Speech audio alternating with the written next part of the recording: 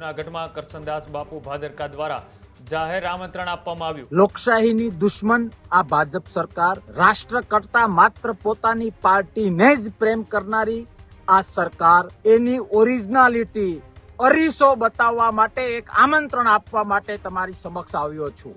25 મે 2026 સોમવાર સવારે 10:30 વાગે જિલ્લા સેવા સદન જૂનાગઢ ખાતે કલેક્ટર શ્રીને આવેદન આપવા માટે એકત્રિત થવાનું છે ને એના માટે નમ્ર આમંત્રણ આપું। સરકારને પૂછીએ કે ક્યાં સુધી પેટ્રોલ ડીઝલના રાત ઉજાગરા કરાવડાવશો, લાઈનમાં ઉભા રાખશો? તમારી અણઆવડતને લીધે શા માટે માનવ કલાકો બગાડો છો, લોકશાહી ઉપર કલંક લગાવો છો? સૌ સાથે મળીશું, કલેક્ટર શ્રીને આવેદન પત્ર આપીશું। સરકારની જે વાસ્તવિકતા છે એ સરકારને અરીસો બતાવવાનો પ્રયાસ કરીશું।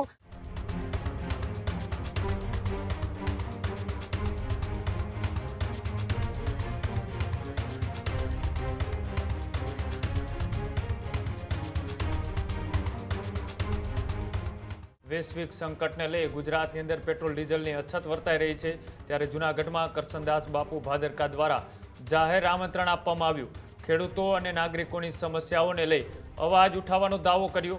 પેટ્રોલ અને ડીઝલની લાઈનો અંગે અસંતોષ વ્યક્ત કરવામાં આવશે। જિલ્લા કલેક્ટરને આવેદનપત્ર પણ આપવામાં આવવાની વાત કરી। જનહિતના મુદ્દાઓને લઈ એકત્ર થવા માટેની અપીલ છે તે કરવામાં આવી। આવતીકાલે સવારે 10:30 વાગે જિલ્લા સેવા સદનમાં અપાશે આવેદનપત્ર। ખેડૂત અને સામાન્ય નાગરિકોને મોટી સંખ્યામાં હાજર રહેવાનું આહવાન કરવામાં આવ્યું। આ કાર્યક્રમમાં વિવિધ મુદ્દાઓ પર રજૂઆત કરવામાં આવશે તેવી વાત કરસનદાસ બાપુ ભાદરકાએ કરી। જે રીતના અત્યારે ચોમાસાનો સમય નજીક આવી રહ્યો છે, ખેડૂતોને વાવણી માટે જે સાધનોમાં પેટ્રોલ ડીઝલની જરૂરિયાત છે, પેટ્રોલ ડીઝલ માટે લાંબી જે કતારો લાગી રહી છે તેને લઈને ભારતીય જનતા પાર્ટી સામે વિરોધ પ્રદર્શનમાં ઉતરવાની કરસનદાસ બાપુ ભાદરકાએ તૈયારી દર્શાવતા શું કહ્યું, આવો તે પણ જોઈએ।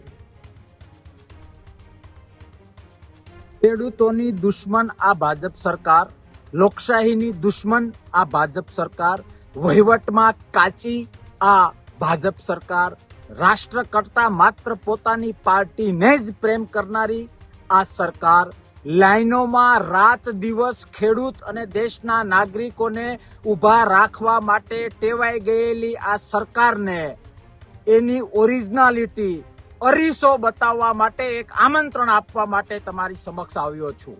આવો જૂનાગઢ, આવતીકાલ 25 મે 2026 સોમવાર સવારે 10:30 વાગે આપણે સૌએ લોકશાહી પ્રેમીઓએ, ખેડૂતોએ મોટી સંખ્યામાં જિલ્લા સેવા સદન જૂનાગઢ ખાતે કલેક્ટર શ્રીને આવેદન આપવા માટે એકત્રિત થવાનું છે ને એના માટે નમ્ર આમંત્રણ આપું છું। આવો કલેક્ટર શ્રીને આવેદન આપીએ અને સરકારને પૂછીએ કે ક્યાં સુધી પેટ્રોલ ડીઝલના રાત ઉજાગરા કરાવડાવશો, લાઈનમાં ઉભા રાખશો?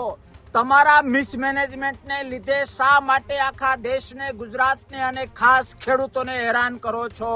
તમારી અણઆવડતને લીધે શા માટે માનવ કલાકો બગાડો છો, લોકશાહી ઉપર કલંક લગાવો છો? આ અરીસો કલેક્ટરના માધ્યમથી સરકારને બતાવો છે। કલેક્ટર શ્રીને આવેદન પત્ર આપવા માટે સમય નોંધી લેશો। સવારે 10:30 વાગે આવતીકાલે 25/5/2026 સોમવાર જિલ્લા સેવા સદન જૂનાગઢ ખાતે મોટી સંખ્યામાં સૌ લોકશાહી પ્રેમીઓએ, ખેડૂતોએ અને જે લોકો પેટ્રોલ ડીઝલની લાઈનમાં હેરાન પરેશાન થયા છે, જિંદગીના કલાકો બગાડ્યા છે, એવા દરેક લોકોએ પર્ટિક્યુલર સમય અને સ્થળે આવવાનું છે। આ સમગ્ર આયોજન એ જિલ્લા અને શહેર કોંગ્રેસ સમિતિ દ્વારા કરવામાં આવ્યું છે, જેમાં સૌ લોકશાહી પ્રેમીઓએ, ખેડૂતોએ ખૂબ ભાવથી આવવાનું છે।